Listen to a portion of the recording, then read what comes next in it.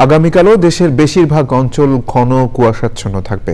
সূর্যের দেখা না মেলা এবং তাপমাত্রা কমে তীব্র শীতে জবুথবু থাকবে পুরো দেশ। আবহাওয়া অফিস বলছে ৭ থেকে ৮ জানুয়ারির উত্তরের বিভিন্ন জেলায় বৃষ্টির সম্ভাবনা রয়েছে। এরপরই ২ থেকে ৩টি মৃদু থেকে মাঝারি শৈত্যপ্রবাহে আক্রান্ত হবে দেশ। আর মাসের মধ্য থেকে শেষ ভাগে ১ থেকে ২টি তীব্র শৈত্যপ্রবাহের পূর্বাভাস দিয়েছে আবহাওয়া অফিস। জান্নাতুল বাকের রিপোর্ট।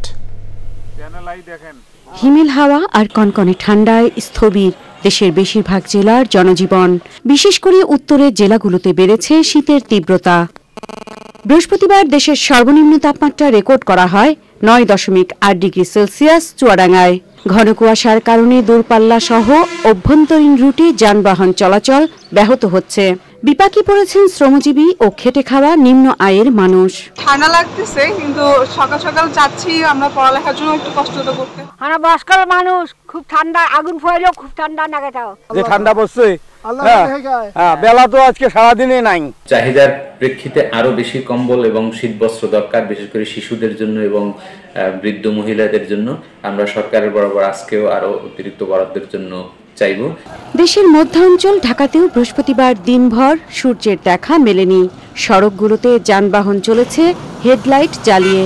ঢাকার তাপমাত্রা রেকর্ড করা হয় 13.8 ডিগ্রি সেলসিয়াস। ৭ অথবা ৮ জানুয়ারি দেশের উত্তরাঞ্চলে সামান্য বৃষ্টিপাতের সম্ভাবনা রয়েছে। এই বৃষ্টিপাতের পর তাপমাত্রা আরো কমে গিয়ে মৃদু থেকে মাঝারি শৈত্যপ্রবাহ শুরু হতে পারে। এই কুয়াশার কারণে কিন্তু দেশের যে নৌযানগুলোকে সাবধানে চলাচল করতে বলেছি। ২ থেকে ৩টা মৃদু থেকে মাঝারি শৈত্যপ্রবাহ আর ১ থেকে ২টা তীব্র থেকে মাঝারি শৈত্যপ্রবাহের পূর্বাভাস হয়েছে।